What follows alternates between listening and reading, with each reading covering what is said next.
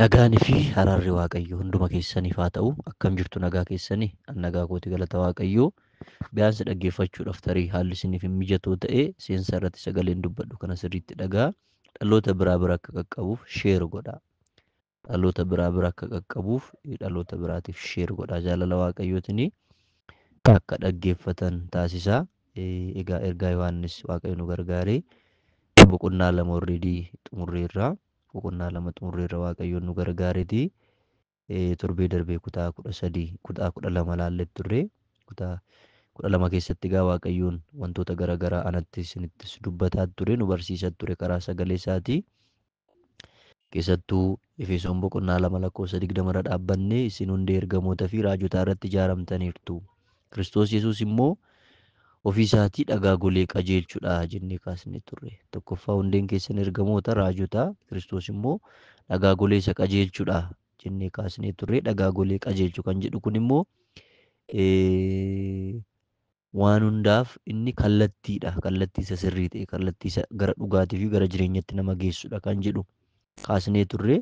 Kutaa 12 keessatti egaa kunis waan lama of keessaa qaba jennee yaadota ijoo ta'an lama kaasnee turre. Tokkoffaa amantii kakuu haaraa, wangeela isa sirrii isa dursaa sana dhiisuun du'a hafuuratii jennee kaasnee turre jechaadha. Wangeela isa sirrii isa qulqulluu ta'e, isa abboota keenyarraa, isa ergamootarraa, raajotarraa dhufe sana dhiisanii deemuun du'a hafuuratii. Namni tokko immoo du'a hafuuraa yoo du'e mootummaa Waaqayyoo irraa carraa cituu qaba jechaadha. Yoo qalbii jijjiirratee dafee deebi'uu baate yaada jedhu kaasnee. Lammaffaa irratti immoo barumsa akka ergamoota oolchaa hin taane warra barsiisan barbaaduunis ta'ee isaaniif dhageettii gurraa kennuun balaa hamaa fidaa jennee kaasneerra. Ergamoota oolichaa kan jennu Kiristoos yeroo qaaman biyya lafaa ture irratti Luqaas boqonnaa 6 lakkoofsa 12 irratti Gooftaa Yesuus Kiristoos bartoota isaa keessaa filee warra ergamoota jedhe warra sirra taa'anii baratan ergaa isaan nuuf kaan sana ergaa macaafa qulqulluu isa qulqulluu barsiisa sirrii sana barbaaduu dhiisuun akkasumas immoo barsiisa sobaa bara kanaa qilleensa irra kaatuuf gurra keenya kennuun balaa hamaadha.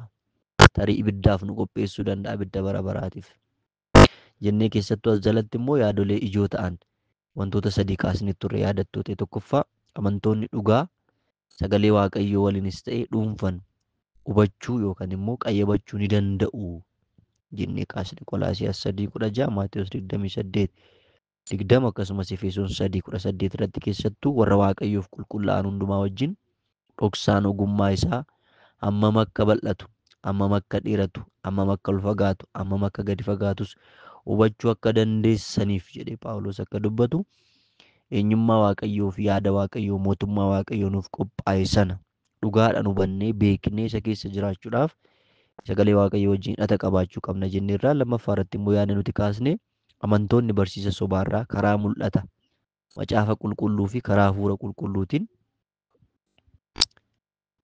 of eeguu qabu jennee kaasneerra. Maal gochuu qabu? Of eeguu qabu. Amantoonni barsiisa sobaarraa karaa mul'ata macaafa qulqulluutii fi karaa hafuura qulqulluutiin maal gochuu qabu? Barsiisa sobaarraa of eeguu qabu jenneerra. Of eeguudha qabu. Of eeguu jechaan nuti of eegaa jechaadha. Gaheen keenya jira. Namni tokko nyaata garaa isaatiif mijatus hin mijannes walitti qabee jedheetuma waanuma argate nyaataa oolee galgala na dhukkube yeroo jedhee Waaqayyo itti gaafatamummaa sana hin fudhatu. Maaliif filee nyaachuu qaba? Wanta isa wajjin hin deemu, wanta garaa isaan dhukkubsine tokko waan ta'eef. Inni sadaffaan yaadni kaasnee turre macaafa qulqulluun ala amantoonni barsiisa biraa yookaan barsiisotni biraa isaan hin barbaachisanii jennee ergaa Yohaannis duraa boqonnaa 2 lakkoofsa 27 ilaalleeti egaa torbee darbe kan dhaabne kutaa 12ffaa. Har'as egaa kutaa 13ffaa isaatti fufnaa. I think namoonni baay'een wanta sirriitti gadi fageenya hordofan nan fakkaatu. Haala kanaan hordoffiin kun hin jiroo ta'e dhiisee tanan ba'anis maaliif namni dhaggeeffachuu qaba jedhee waan yaaduuf akkasitti namanaa aarsaa kaffalees garana kan hin seeneef already waldoolee Amaariffaa baay'een waldoota lama waan akkasii na bira jiru kallattii biraatiinis kan hin barsiisu waan jiraniif kallattii adda addaatiin miidiyaa hawaasaa kanarra waan hin jiruuf maaliif barsiisa kana dhaloonni hin fudhanne yaada jedhu kaasitanan garanatti kan hin dhufe waan ta'eef ordoffii nama jiru garuu pileedirii kan jedhu kana keessa seenee gaafa viyuu isaa ilaalu namoota muraasa waan ta'eef namoota 5 namoota 6 waan akkasii waan ta'eef ordoffiin isaanitti fufoo ta'ee suuta jedhee dhaabuu hin danda'a. Garuu namoota kaaniif sheer gochuu yaalaa sirriitti dhaggeeffachuu yaalaa namni dhaggeeffatu taanaan yaa hiikan qabu barsiisuun keessan hiikan qabu yaa namaaf waan ta'eef barumsichi kan qophaa'u sirriitti dhaggeeffadha. Weel har'a kutaa 13 kan nuti ilaallu immoo ijoollee waaqayyoo kan jedhudha. Ijoollee waaqayyoo. Ani ijoollee waaqayyooti jechuu qofa miti. Ijoollee waaqayyoo amala qabu, kaaraakterii qabu. Ijoollee waaqayyoo wanti jechisiisu jira. Fakkeenya mucaan tokko haati koo ishiidha abbaan koo isa jechuudhaaf wanti konfiidensiin isa dubbisu tokko jira. Cal jedhee miti. Nama haadhaaf abbaa isaa hin taane tokko mucaan tokko haadha kooti abbaa kootiin jedhu. Haadha kooti abbaa kooti gaaf jedhu evidensii qabatamaa ta'e of harkaa qaba. Akkasumas ijoollee waaqayyoo wanti nu taasisu immoo hin jira. Ijoollee waaqayyoo waan nu taasisu immoo maalidha kan jedhu har'a waaqayyoon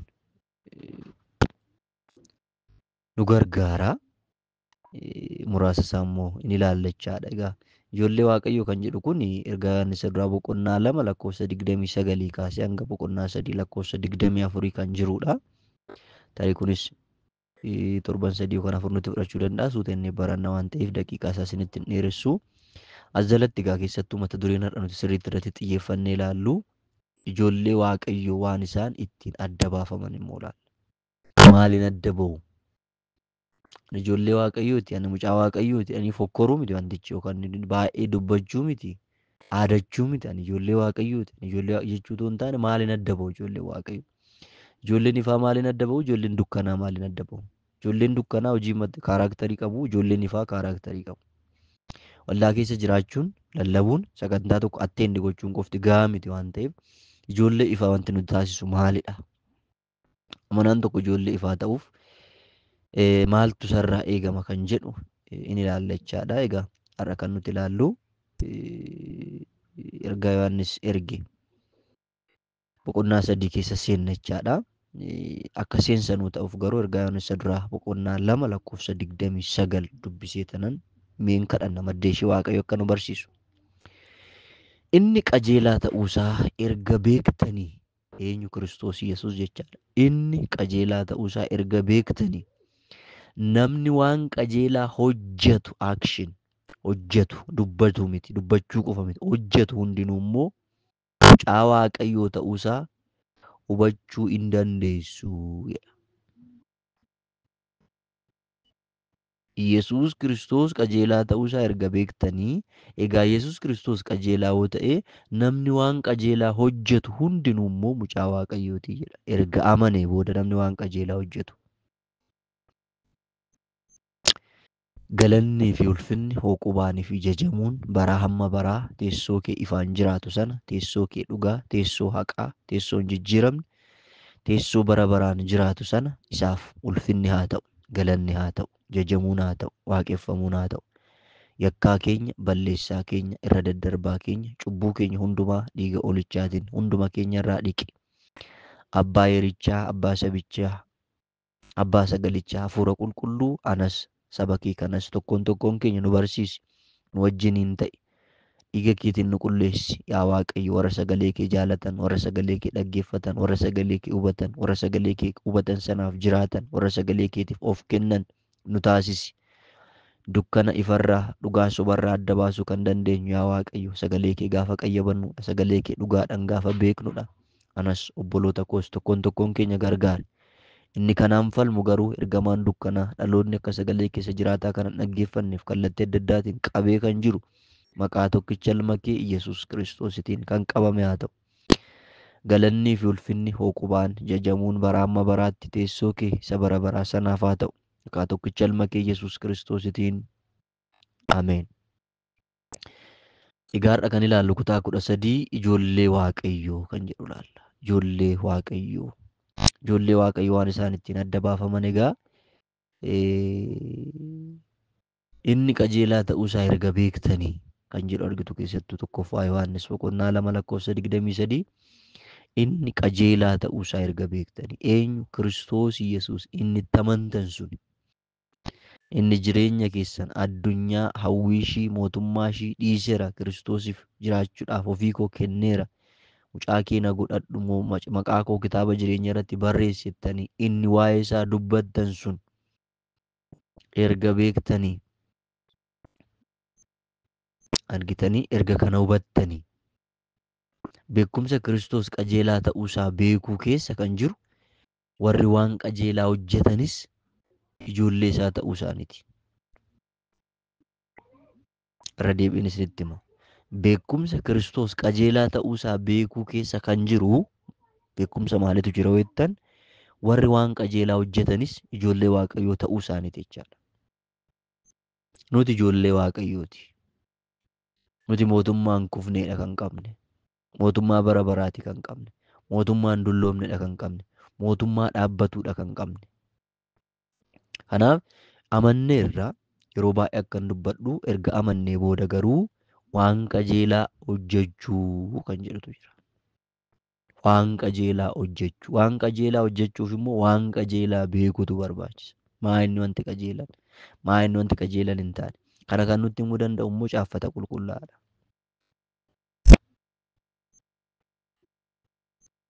Caaffata qulqullaa'aadha. Kanaafuu amanaan tokko jireenya isaa keessatti wanti inni irratti xiyyeeffachuu qabu hojiinis ilaalamaa jechaadha. Erga amannee booda hojiin keenya ni ilaalamaa jechaadha. Hojii an hojjedhu akkamii? Deddeebiin an deddeebi'u akkamii? Jireenyi koo maal fakkaata? Haalli deddeebii kootii maal fakkaata? Hidhanni ani Waaqayyo wajjiniin qabu akkamii? Jireenyi koo fuuldura Waaqayyootti maal fakkaata jedhee amanaan of ilaaluu qaba. Deddeebiin koo fuuldura Waaqayyootti maal fakkaata? Jireenyi koo fuuldura Waaqayyo hunduma danda'utti maal fakkaata?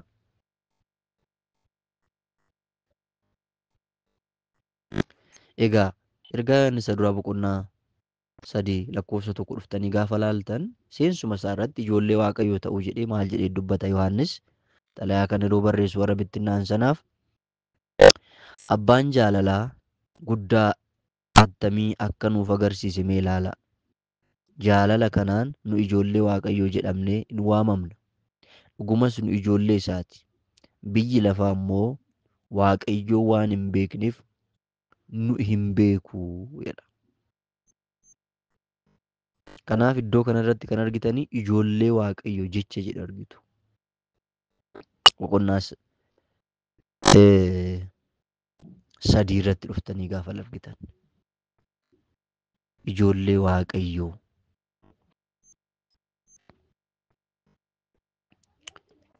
Jecha jedhu argitu. Ijoollee Waaqayyoo jechi jedhu kuni asirratti Waaqayyo abbaan keenya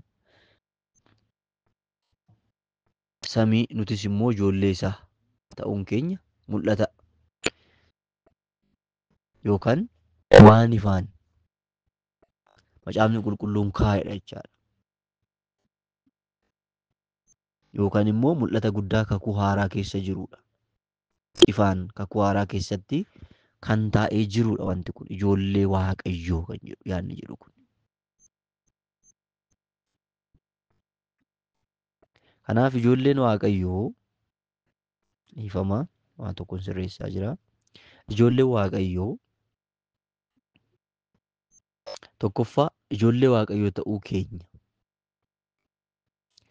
Inni jalqabaa maalidha ragaanoo jettan mirga guddaa fayyuu keenyati. Fayyuu keenya. Ergaa Yohaannis kanarratti kan inni dubbatu yookaan kan irratti xiyyeeffatu fayyuu keenya dubbata. Fayyuu. Fayyina arganneerra. Wangeelii Yohaannis boqonnaa 1:12 irratti warra isa simataniif ijoollee Waaqayyoo akka ta'aniif haboo isaaniif kenneedha. Warra isa simataniif. Galaatiyaa boqonnaa 4:7 dhuftanii gaafa laaltan egaati si'achi karaa Waaqayyoo garbicha miti ilma malee. Erga ilma taates qabeenya abbaa keetii darbitee argachuuf jirtaa'edha. Kanaaf ijoollee Waaqayyoo yaadni jedhu kuni Waaqayyo abbaan keenya samii nutis immoo ijoollee isaa ta'uu keenya mul'ata guddaa kakuu haaraa keessa jiru keessaa isa tokkodha. Gaafa jennu inni tokkoffaanii yaadni jiru maalidha jettan yaadni asirratti ifaan macaafni qulqulluun kaayee jiru maalidha jettan inni jalqabaa fi inni hundee ta'e amanaan hundumtuu akka hubatuuf Waaqayyo kan barbaadu maalidha jettanii ijoollee Waaqayyoo ta'uun keenya mirga guddaa fayyuu keenyati. Fayyina arganne, fayyina nutti kenname sana, fayyina karaa Kiristoos Yesuus nuuf kenname sana, fayyina bara baraa, fayyina qabeenya keenyan, qarshii keenyan, sanyii keenyan maalumaanuu argachuu hin dandeenye garuu amanuu keenya qofaan fayyina arganne sanaadha jecha. Inni lammaffaan ijoollee Waaqayyoo ta'uun keenya ilmaan isaa mirgaa ta'uu keenyati. Ilmaan isaa mirga tasaa teenye yookaan mirga isaatti iddoo arganne ta'uu keenya jecha. Kanaaf ijoollee Waaqayyoo ta'uun keenya ilmaan isaa mirga ta'uu keenyati jechaadha. Mirga ilmaan isaa ta'uutu arganne. Mirga mootummaa Waaqayyoo keessatti gahee qabaachuutu arganne. Kuni waan guddaadha. Kuni icciita guddaadha.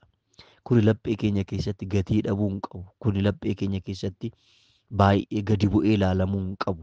Bolota koo. Kanaafi ergaa Yohaannis isa duraa boqonnaa 3:1 irratti abbaan jaalala guddaa attamii akka nu agarsiisee jedha. Jaalala guddaa attamii akka nu agarsiise mee ilaalaa jedha. Jaalala guddaa gita hin qabu jaalalli kun. Jaalalli kun jaalala kanaan jaalalli gitu eessumayyuu hin jiru. Bakka kamuu hin jiru. Iddoo kamuu dhaqxan hin jiru. Jaalala kanaan jedha nu ijoollee Waaqayyoo jedhamnee waamamna. Dhugumas nu ijoollee isaati. Biyyi lafaa immoo Waaqayyoon waan hin beekneef nu hin beeku jedha. Nu ijoollee isaati. Ijoollee Waaqayyoo dhugaadhaan gaaf taanu immoo biyyi lafaa nu hin beeku. Biyyi lafaa maal hin godhu? Nu hin beeku.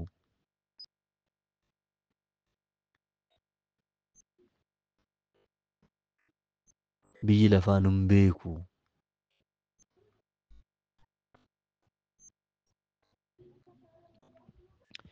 Egaa biyya lafaa wajjiniin wal beeknu ta'e biyya lafaa wajjiniin immoo jireenya hin taane keessa jirra yoo ta'e dhaabbannee jireenya keenya laaluu qabna jechaadha. Haalaan isiniin jedhee dhaabbannee jireenya keenya deddeebii keenya maal gochuu qabna jechaadha? Ilaaluu qabna jechaadha. Kanaaf ijoollee Waaqayyo yaadni jedhu kun Waaqayyo abbaan keenya samii nutis ijoollee isaatii jennee wanti dubbannu kun yaadni kaasnu kuni waan dhugaadha, waan qabatamaadha. Addunyaa wajjiniin wal beekuu hin qabnu jechaadha. Addunyaa isa irratti hojjennu jechaa hin jiru. Addunyaa isa hamaa isa hafuura hamaa gubbaarraa gad darbatamee dhalli namaa sagalee Waaqayyootiif akka hin jiraanne isa godhu sana. Isa wajjiniin hidhata uummachuu hin qabnu jechaadha. Kanaaf ijoollee Waaqayyoo ta'uu keenya bu'uura amantii fi Waaqayyotti amanuu keenyatiin abdii ulfinaa gara fuulduraatti qabnu sanaaf gatii kennuu qabna jechaadha. Abdii ulfinaa, abdii kabajamaa, abdii ittiin mootummaa Waaqayyoo isa bara baraa isa kan nagaa sana dhaalu. Kanaadha ijoollee Waaqayyoo ta'uun keenya. Bu'uura amantii fi Waaqayyotti amanuu keenyati. Abdii ulfinaa gara fuulduraatti bu'uura nuu ta'uudha. Abdiin kun abdii ulfina bara baraa sanaaf bu'uura. Kan hin kufneedha, kan hin jigneedha. Kanaaf Maatiyos boqonnaa 6:25 dhuftanii gaafa laaltan kanaafis ani isinittan hima waa'ee jireenya keessaniif waan nyaattaniif waan dhugdaniif yookiis dhagna keessaniif waan uffattaniif yaadda'inaa. Jireenyi nyaatarra dhagnis uffatarra guddaa in caala mitiiree jedha. Jireenyi nyaatarra dhagnis uffata irra guddaa maal godha? In caala mitiiree. Firoottan koo in caala. Kanaaf ijoolleen Waaqayyoo kun dhaaltuudha yookaan mootummaa Waaqayyoo galu jedhanii gaafa yaadan jennee gaafa yaannu dhaaltuu mootummaa Waaqayyoo tani jennee gaafa yaannu mootummaa Waaqayyoo sun immoo erga amannee boodammoo kan dhaalu nuti Kiristoos wajjiniin jechaadha. Kiristoos wajjiniin dhaaluuf immoo Kiristoos qulqulluudha. Kiristoos Waaqa jiraatadha. Kiristoos Waaqa dhugaati. Kiristoos Waaqa cubbuu hin beeknedha. Jireenya keenya sana immoo kaaraaktarii Kiristoos sana keessatti leenjisuu qabna jechaadha. Roomaa boqonnaa 8:16 dhuftanii gaafa laaltan hafuurri Waaqayyoo hafuura keenya wajjin walii galee ijoollee Waaqayyoo ta'uu keenya dhugaa hin baay'edha. Ijoollee Waaqayyoo ta'uu keenya baay'ee nama miti kan dhugaa nuu bahe. Hafuurri Waaqayyoo sun dhugaa nuuf baay'edha. Egaa yeroo tokko tokko ijoollee Waaqayyoo taane immoo bifa ijoollee Waaqayyoo kaaraaktarii ijoollee Waaqayyoo sana immoo yeroo tokko tokko foon keenya nurratti ka'a waan ta'eef kaaraaktarii sana uffachuu dhiisuu dandeenya. Kaaraaktarii sana uffachuudhaaf kadhachuu qabna, dubbisuu qabna, dhama'uu qabna, of bituu qabna. Nu ijoollee Waaqayyoo erga taane jedha.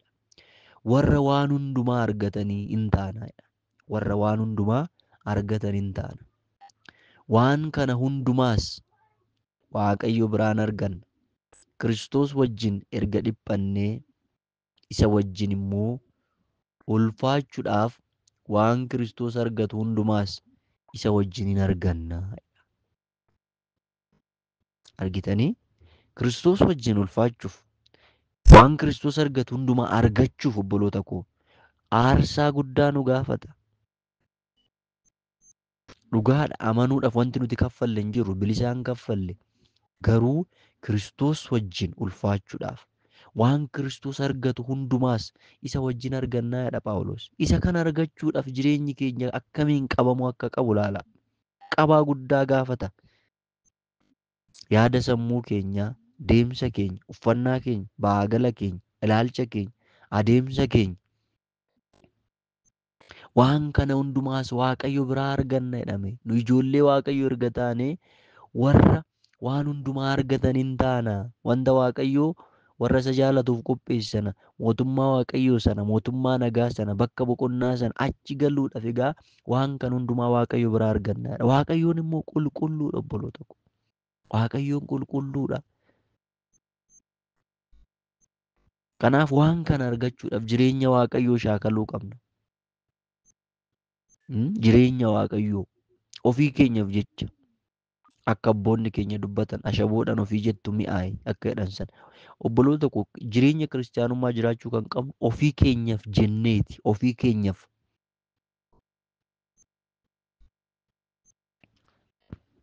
Kanaafuu kutaa kanarratti gaafa boqonnaa 3 irratti kan irratti xiyyeeffatu Yohaannis ijoollee Waaqayyoo yookaan dhaaltuu mootummaa Waaqayyoo ijoollee Kiristoos ijoolleen Waaqayyoo wanti isaan ittiin adda baafaman inni jalqabaa ijoollee Waaqayyoo ta'uun keenya mirga guddaa fayyuu keenyati. Garboota miti namma. Garba cubbuu miti nutamma. Harka cubbuu jala hin jiru nutamma. Fedha keenyan yoo waan sanatti of kennine malee. Tarii of kennineera soo ta'e immoo inni nu baasu ayyaanni Waaqayyoo nu keessa jira. Dhugaaf hafuura nu keessa buufatee Yohaannis boqonnaa 1:14 irratti akka caafame hafuurichi ayyaanichi akka cubbuu godhan mo'annu nu taasisu nu keessa jira. Nu keessa buufatee jira. Inni kan biraa ijoollee Waaqayyoo ta'uun keenya ilmaan isaa mirga ta'uu keenyati. Ilmaan isaa mirga ta'uu keenyati. Mirga kana eenyumtuun argatu.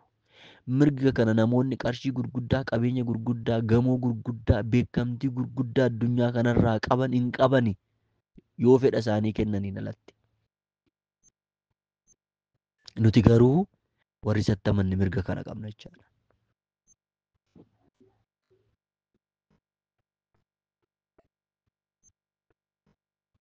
Kanaafuu ijoollee Waaqayyoo ta'uun keenya bu'uura amantii fi Waaqayyootti amanuu keenyati jechaadha. Inni sadaffaan nuti irratti xiyyeeffannu ijoollee Waaqayyoo ta'uun keenya ijoollee waaqayyoo nuti yeroo taane jennee dubbannu ijoollee waaqayyoo ta'uun keenya maalidha yoo jettan bu'uura amantii lammaffaa irratti waaqayyotti amanuu keenyati. Tokkoffaa bu'uura amantii keenyatti, lammaffaa waaqayyotti amanuu keenyaaf dhuga baatiidha. Isa qofa miti abdii ulfinaa gara fuulduraatiif bu'uura kun immoo abdii ulfinaa.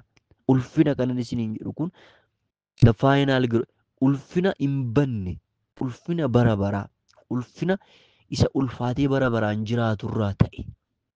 Ulfina isa biyya lafaa kana miti. Isa waa'ee beezik niidii ta'uu hin taane. Isa bara baraa. Kanaaf isa kana bira ga'uudhaaf egaa maaltu nurraa eegama jennee Kiristoos wajjin akka nama dhaalutti jiraachuu qabna. Namni tokko biyya lafaa kanarratti illee qabeenya maatii isaa, qabeenya haadha isaa tokko dhaaluudhaaf wanti isarraa eegamu baay'eetu jira. Cal jedhee miti kan dhaalu. Akkanumaan lafaa kaatanii waan tokko hin dhaaltani. Wanti isarraa eegamu jira.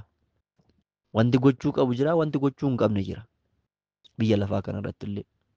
Mana seeraa dhattanii piroosesiin xumurtan jirtu. Kaartaa sana kallattiin ittiin gara keessanitti jirtu. Wanti isin gootan mootummaadhaaf wanti isin gootan jira. Aalmaa biyya lafaa kanallee bara kana keessattuu cal jettanii miti kan argattan.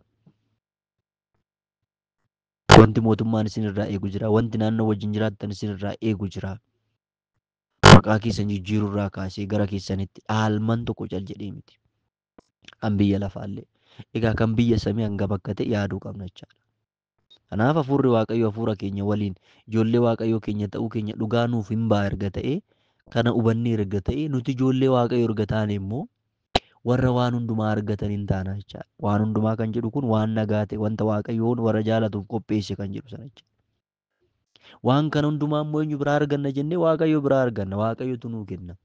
Kanaaf waaqayyoon immoo cal jedhee miti. Amanteer ta'ee miti hodhu kan siin jedhu. Erga amantee booda immoo deddeebii kee. Deddeebii. Maal jechaadha deddeebichaan kutaa nama isinii dubbise sirriitti yaadadha. Ergaa Yohaannis irraa boqonnaa 2:29 inni qajeelaa ta'uusaa erga beektanii. Kiristoos qajeelaa ta'uusaa eenyumtuu hin beeka. Nuyi warra amanne miti warri namanne hin beeku. Egaa namni waan qajeelaa hojjetu hundinuu immoo mucaa waaqayyoo ta'uusaa hubachuu dandeessu. Argitanii? Kanaafuu maal jechaadha kun erga amannee booda jechaadha. Waazewee namoonni otoo namaniin wantoota gaggaarii hojjetan jiru. Nawwattanii otoo namanii wantoota gaggaarii kan hojjetan jiru. Isaan ijoollee waaqayyootichaa miti. Wanti gaariin dursaa Kiristoositti amanudha. Kiristoos fayyisaa kootii dhugaadha, karaadha, jireenya. Isaan mootummaa waaqayyoo dhaalaa addunyaa hawwiishii dhiiseera jedhee namni jalqabuu qaba. Asirraa ka'uudha qaba. Asirra dhaabbatee qajeelinni hojjetu sanatu isaaf lakkaa'ama. Isa ijoo ta'e gatee garuu miti. Kanaafuu ijoollee waaqayyoo erga taane warra waan hundumaa wanta waaqayyoon abdachiise, wanta waaqayyoon waadaa gale sana warra argatanidha nuti jechaadha. Kana kan nuu kennu immoo waaqayyoodha. Waaqayyoo biraa arganna. Kanaafuu Kiristoos wajjin erga dhiphannee jecha jedhu argitu. Maal jechuudha dhiphachuu jechaan? Cal jettanii miti jechaadha. Addunyaa kana walii galtanii miti. Bara kana waldaa keessa fakkeessitoonni baay'ataniiru. Hattoonni ministirii garaagaraa keessa, waldaa keessa, ministiroota hafuuraa garaagaraa addunyaa kanarra jiran keessa, waldoolee garaagaraa keessa hattoonni guutaniiru obboloota. Kiristoos wajjin erga dhiphannee isa wajjin immoo ulfaachuudhaaf. Dhiphachuu jecha ammaa jechuudha. Cubbuudha dide Yesuus. Cubbuudha bilisa baase. Yesuus cubbuu hin jibba ture. Cubbamoota jaalata ture. Warra beekaa cubbuu hojjetan fariisoota warra macaafa Musee of harkaa qaban kana macaafa Musee seera Musee kana hin beekna warra jedhan. Saduqoota kana fariisoota kana macaaficha ditteel tuqaasaallee iddootti dhaabbatu warra beekan kana garuu warra jiraachuudhaaf quba isaaniitiin hin xunne kana fuulduratti isaan falma ture. Hin cinqame hin dhiphateedha. Hatee miti kan dhiphate. Gaafa immoo waaqayyo biraa waan hundumaa kana argadha jennu kana immoo fokkoruu miti jechaadha. Naqabaa ganna dhiisaa miti jechaadha. Isa wajjin dhiphachuu, cubbuu lakki jechuu, hammeenya lakki jechuu, wanta waaqayyoon jaalanne lakki jechuu. Erga isa wajjin dhiphannee dhugaaf jiraanne garuu maaltu taa'edha? Isa wajjin immoo ulfaachuudhaaf waan Kiristoos argatu hundumaas isa wajjin hin arganna. Yoo dhiphanne, cubbuu yoo dinne, ejja yoo dinne, sagaagala yoo dinne, jibba yoo dinne, fakkeessa yoo dinne, Obboloota koo addunyaan kun isinii cabaccabee bu'aa addunyaa kanaa hunduma argattanii fakkeessan jiraachurraa addunyaan kun isin jibbee akaawwii nyaattanii waaqayyo faana jiraachuu wayya. Dhugaan abdeet hin ta'u obboloota koo. Appilikeeshinii fi miidiyaa hawaasaa kana keessatti wantoota fayyadamtutu abdeet ta'a malee dhugaan abdeet hin ta'u. Dhugaan gaafa jalqaba waaqayyo samiif dachee uumuus dhugaadha, har'as dhugaadha. Dhugaan hin jijjiiramu. Dhugaan tokkicha. Waggaa miiliyoonan dura tokkoof tokko lama, har'as tokkoof tokko lama. Tarii namoonni sadii jedhan jiraachuu danda'u. Waaqayyo fuulduratti garuu lama. Dhugaan akkas obboloota koo. Kanaaf dhugaan hin jijjiiramne kana keessa immoo jireenya keenya qabnee jiraachuu qabna jechaadha. Jireenya keenya dhugaa kana keessatti haa qabnu, dhugaa kana keessaa deddeebinu. Egaa ijoollee waaqayyoo kan jedhu kuni yaada sadii kaasnee tokkoffaa waaqayyoo ijoollee waaqayyoo ta'uu keenya mirga guddaa fayyuu keenyati jennee lammaffaa irratti immoo ijoollee waaqayyoo ta'uun keenya ilmaan isaa mirga ta'uu keenyati jennee sadaffaa irratti ijoollee waaqayyoo ta'uun keenya bu'uura amantii fi waaqayyotti amanuu keenyati. Bu'uura amantii fi waaqayyotti amanuu keenyati. Kun immoo abdii gara fuulduraati jennee kaasnee kana jechaan immoo Kiristoos wajjiniin dhaalma iddoo qabna biyya lafaa kanarratti nuti keessummoota yaada jedhu kaasne jechaadha. Kanaaf maatii waaqayyoo dhaggeeffadhaa, hordofaa, dhaloota kaaniif sheer godhaa. Cimaatii sagalee waaqayyoo sirriitti hordofaa, sirriitti baradhaa. Wanta isinii sirratoo jiraate natti himaa. Ifa hubattoo ta'e immoo sagalee kana sirriitti dhaggeeffadhaa. Waldoolee jiran keessattuu kan Oromiffaatiif Amaariffaarratti sirriitti alreedii hojjetaan jira waan ta'eef sheer godhaa dhaloonnaa dhaggeeffatan isiniin jedhaa. Ayyaanni fi araarri waaqayyoo, gargaarsi waaqayyoo, eegumsi waaqayyoo golaa fi mana iddoo haala jirtanitti maqaa Yesuus Kiristoos isa jiraataniif hunduma keessaniif haa ta'u. Wanti isiniin falmu kamuu karaa foonii, karaa hafuuraa akka yaada sagalee waaqayyootti jiraattanii dhaaltuu mootummaa waaqayyoo isa bara baraa sana akka hin taaneef kallattii garaagaraatiin wanti isin falmu kamuu maqaa Yesuus Kiristoositiin kan hidhame haa ta'u. Araarri waaqayyoo, nagaan waaqayyoo, eebbi waaqayyoo dhumaaf daangaa hin qabne manaa fi biyya naannoo jirtan maqaa Yesuusiin haa dhaalu. Eebbifamaa, eebbafis ta'a. Hanga torban har'aatti turtii gaarii qabaadhaa. Ayyaanni fi araarri waaqayyoo hunduma keessaniif maqaa Kiristoos Yesuusitiin haa baay'atu. Shaaloom.